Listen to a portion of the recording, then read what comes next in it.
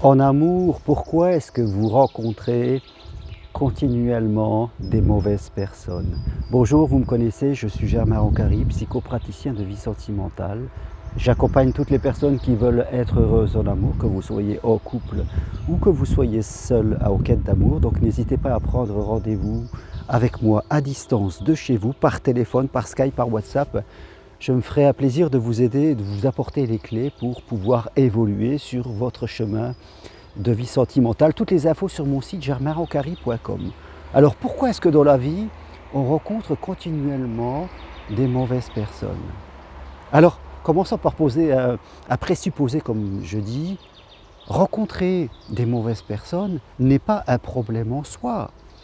Je dirais que moi-même, chaque jour, je sors dans la rue et je peux rencontrer des commerciaux, des gens qui me proposent des choses dans lesquelles je dis non. Et c'est normal, dans cette société commerciale dans tous les domaines, on nous propose des choses qui ne sont pas bonnes pour nous, qui ne correspondent pas à nos attentes. Donc, je dirais, nous savons dire non. Vous voyez, rencontrer des choses qui ne nous correspondent pas n'est pas un problème. Il ne faut pas, je crois, mettre trop de psychologie en train de se dire qu'on a un problème si on attire des choses qui ne nous conviennent pas. Parce que, à vrai dire, ce sont ces choses qui ne nous conviennent pas qui viennent à nous. Mais nous devons être capables de dire non. Et je suis sûr que vous-même qui m'écoutez, vous savez dire non à plein de choses qui ne vous conviennent pas. Alors une fois qu'on a dit ça, après, bien sûr, en amour, on peut s'interroger sur le fait que l'on vit de façon répétitive. C'est ça, c'est la répétition. On peut très bien faire des erreurs. Après, on apprend d'une erreur et on ne la refait pas. Et ça, c'est tout à fait normal. Il ne faut pas en faire un problème. Après, c'est si on fait les choses à répétition, qu'on passe toujours de mêmes histoires, où là, ça commence, il faut s'interroger. Donc, il peut y avoir, je dirais, deux raisons qui font que vous rencontriez toujours des mauvaises personnes et vous viviez de manière répétitive les mêmes histoires. Alors je dirais qu'il y a avant la rencontre et après la rencontre. Alors, avant la rencontre, si vous tombez, en tout cas, quand je dis avant la rencontre, c'est dès les premiers instants, c'est-à-dire quand vous sortez, les personnes que vous attirez, et puis peut-être les premiers rendez-vous. Voilà, si là vous rencontrez des personnes qui ne sont pas adaptées à vous, c'est que peut-être vous aussi, vous avez une mauvaise imagination de ce que peut être la vie à deux, où vous êtes dépendante de votre désir.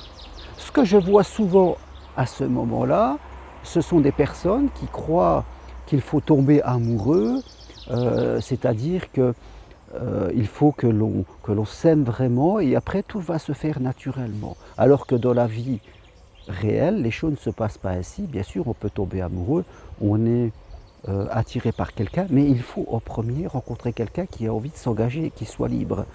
On peut tomber amoureux de plein de personnes qui, je dirais, ne sont pas libres ou n'ont pas envie de s'engager. Et là, on ne sera pas plus avancé. Donc, tomber amoureux ne suffit pas, il faut vraiment rencontrer quelqu'un qui a envie de s'engager. Et la deuxième, souvent, problématique qui faut qu'on va dire oui à quelque chose ou leur devenir non, c'est ça le vrai truc. Hein. Je veux dire, le problématique, c'est pas de rencontrer des gens qui ne nous correspondent pas, c'est de dire oui à ces gens-là. Alors, si vous tombez simplement amoureuse sans savoir de qui vous tombez amoureux et que vous vous engagez sans faire attention avec des hommes qui ne veulent pas s'engager ou qui sont mariés, là vous allez avoir, vous dites oui à quelque chose, vous devriez dire non, excusez-moi, je bafouille. Après, si vous êtes trop dépendante de votre désir, c'est-à-dire que voilà, pour vous, rencontrer devient une nécessité impérieuse qui fait que vous êtes dépendante, que vous allez baisser vos standards de vie et vos standards de protection, là aussi, vous allez prendre des risques parce que pour vous, ne plus être seul est la priorité absolue. Et là aussi, vous risquez de dire oui, là où vous devez dire non. Donc, pour commencer à attirer des bonnes personnes, vous devez aller vers des gens qui ont envie de s'engager et vous devez vouloir vivre à deux, mais sans en être complètement dépendant. Il faut toujours garder du recul par rapport à notre désir et ne pas être complètement enfermé dans notre désir. Vous voyez, c'est très important. Après, pendant la rencontre, qu'est-ce qui se passe? Eh bien, qu'est-ce qu'on rencontre de gens, comme gens? On rencontre des gens souvent qui ont des problèmes, c'est-à-dire, oui, comme je le répète souvent, des gens trop gentils qui vont toujours se mettre en dépendance à l'autre, qui vont toujours penser à l'autre et ne jamais penser à elle, ou alors le contraire, des gens trop méfiants qui vont toujours penser à eux et ne jamais penser à l'autre. Vous voyez, c'est un peu le contraire, hein. Les gens trop gentils, trop ouverts, qui perdent en personnalité qui vont toujours penser à l'autre avant eux-mêmes, et ceux qui sont le contraire, c'est-à-dire très méfiants, qui vont penser à eux avant de penser à l'autre. Et dans les deux cas, nous sommes déséquilibrés, et forcément l'univers va nous envoyer des gens pour nous rééquilibrer. Dans le premier cas, quand je suis trop gentil, eh bien je vais attirer à moi des gens qui vont beaucoup me demander jusqu'au jour où j'aurai appris la leçon, c'est-à-dire de savoir demander pour moi.